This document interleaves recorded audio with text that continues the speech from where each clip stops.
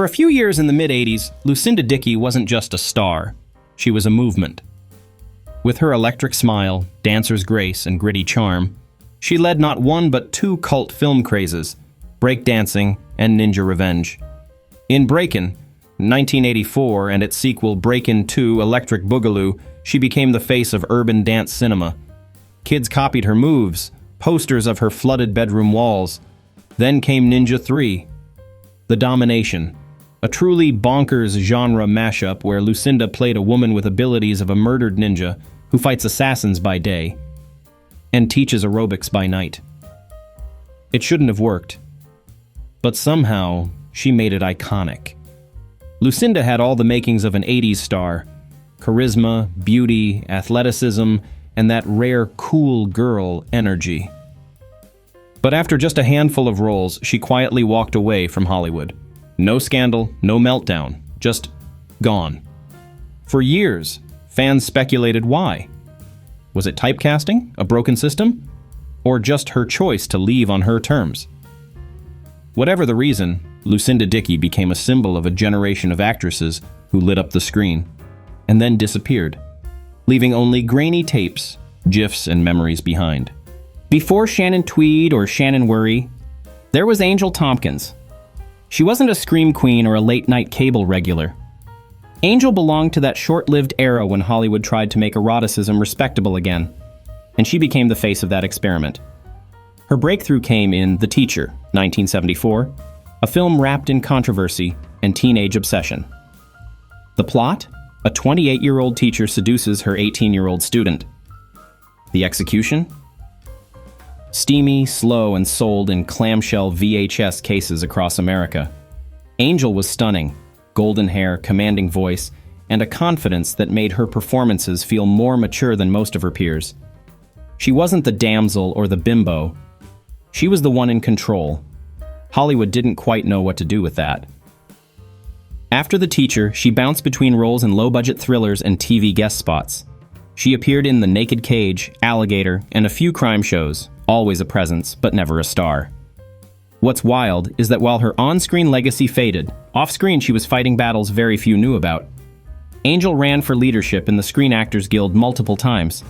She spoke up about performers' rights, representation, and the way women, especially sexy women, were treated in the industry. But the machine had moved on. The camera stopped calling. Today, The Teacher lives on in internet forums and cult retrospectives, while Angel Tompkins remains a name whispered by those who remember when seduction and storytelling still came on the same reel. If you ever walked down the adult section of a video store in the late 80s or early 90s, you saw her. Monique Gabrielle was everywhere. On VHS covers, late-night cable promos, and in the fantasies of an entire generation raised on Skin Max and scrambled signals. She started as a model and quickly became a fixture in the barely mainstream side of Hollywood. Her breakout roles weren't in blockbusters, but in films that blurred the line between softcore eroticism and B-movie camp. Movies like Bachelor Party, 1984, where she played the irresistible party girl, or Death Stalker 2, 1987, where she poked fun at fantasy tropes while still delivering the required cleavage and sword-side sass. That was Monique's secret weapon. She knew exactly what kind of movie she was in and leaned into it with confidence. Her comedic timing, self-awareness, and screen presence made her more than just the hot one. She was funny, she was charming. She had range, but the system didn't want range. It wanted bodies. So while she kept working steadily through the VHS era, the roles never evolved. The costumes got skimpier, the budgets got smaller, the audiences stayed loyal, but Hollywood never gave her the crossover moment. Eventually, she walked away. No farewell tour, no reinvention, just silence.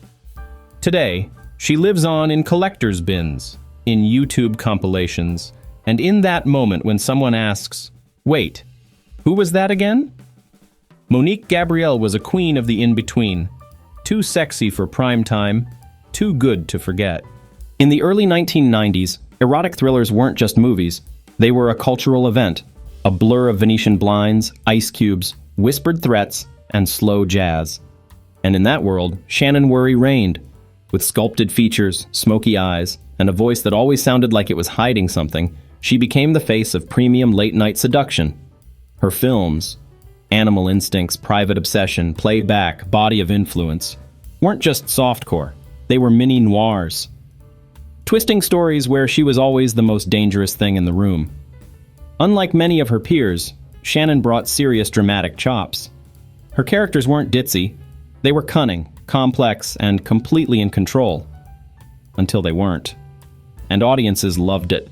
She didn't explode in mainstream cinema, but in hotel rooms, video rentals, and cable TV listings, she was everywhere. But as the 90s faded, so did the genre. The erotic thriller, once king of the new release wall, died quietly. And with it, the actresses who had carried it. Shannon transitioned to smaller TV roles, a few indie films, and then disappeared from the spotlight just as elegantly as she had arrived. No scandals, no meltdowns, just a legacy of silk sheets and whispered lines, immortalized in grainy resolution.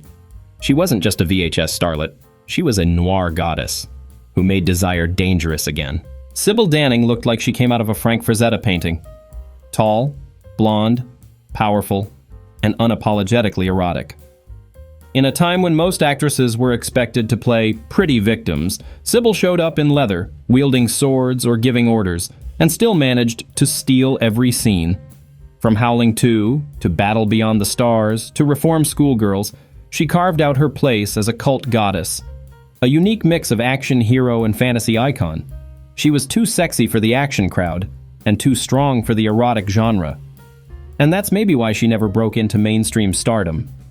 Hollywood didn't know where to put her, so she built a loyal audience elsewhere. In conventions, cult fan circles, and midnight screenings. Eventually, she stepped back from film, not because she failed, but because she was too niche, too bold, too unforgettable for a system that didn't like outliers. And yet, her image still lingers. On posters, in memes, in the minds of fans who know. Sybil Danning never needed a franchise to become a legend. If beauty was currency in the 80s, Tracy Scoggins looked like a billionaire. Chiseled cheekbones, confident stride, and a voice that could shift from sultry to sharp in a second. She starred in action B-movies like Demon Stone, romantic thrillers, and sci-fi cult series, most notably Babylon 5. On paper, she had it all. Leading lady looks, charisma, and TV presence. But her career felt like it was always one role away from taking off. She bounced from guest spots to syndicated shows, always working, always visible, but never quite breaking into household name status. And then, she was gone. Tracy Scoggins didn't disappear from lack of talent. She disappeared because Hollywood had a habit of rotating out beautiful women the moment they crossed 35. Today, she remains a symbol of that elegant, almost untouchable glamour of 80s and early 90s genre TV. Not forgotten, just archived. In the late 80s, Jill Schoelen was quietly becoming the face of the thinking man's horror crush. She wasn't flashy or overly styled. She had something rarer, warmth, vulnerability, and a scream you believed. Her run was incredible. The Stepfather, Cutting Class, Popcorn, The Phantom of the Opera, with Robert Englund. These weren't just horror flicks. They were character-driven thrillers where Jill brought heart to the horror. And then, just like that, she walked away. While many of her peers pushed for mainstream crossover, Jill chose a quieter life, away from red carpets and slasher scripts. Today, she's remembered with real affection by horror fans. Not just for the films, but for the fact that she seemed so real in a genre built on illusion. She didn't vanish tragically. She simply chose to leave on her own terms. One scene, one single moment of pure, unforgettable horror, and Olga Carlitos became immortal. In Zombie Flesh Eaters, 1979, she's the woman whose eye is slowly impaled on a splinter of wood. One of the most disturbing practical effects in cinema history. But Olga's story goes way beyond gore. Before horror, she was a classically trained Greek actress, starring in European art films and dramas. She had range, elegance, and screen presence, but international cinema, especially in the late 70s and early 80s, was chaotic. She moved between genres, from prestige to pulp, but never found stable ground. After a handful of striking performances, She left film entirely and reportedly became a lawyer in the Caribbean. No farewell, no send-off, just a woman who was burned into horror history and never looked back. In Straw Dogs, 1971, Susan George became a lightning rod. Her performance as a woman caught between vulnerability and manipulation was shocking, polarizing, and unforgettable. She was instantly declared a sex symbol, but in that tragic European way, where beauty is always shadowed by danger. Hollywood came calling, but never knew how to use her. She starred in Dirty Mary, Crazy Larry, Mandingo, and a handful of thrillers and dramas, but none recaptured the raw intensity of her early roles. She married, moved to the countryside, and withdrew from the spotlight. Susan George didn't fade. She stepped back, with grace, mystery, and the kind of legacy that only grows more fascinating with time. Few images define the late 70s and early 80s like Bo Derek running on the beach in braided cornrows. After 1979, she was suddenly everywhere. Magazine covers, talk shows, posters, swimsuit calendars. She was the ultimate blonde bombshell, statuesque, poised, and sensual, but Hollywood didn't seem to know what to do with her. Most of her follow-up films, like Tarzan, The Ape Man, 1981, were critically panned, often more focused on her body than her talent. Part of this was by design. Her husband, John Derek, tightly controlled her career. He directed her films, managed her image, and kept her inside a very specific and limiting song brand. Eventually, the public grew tired, the roles dried up, and Bo Derek, once the ultimate 10, was left behind by an industry that thrives on newness. But decades later, she remains a pop culture time capsule, a symbol of the strange, fragile power of being too famous for too short a time.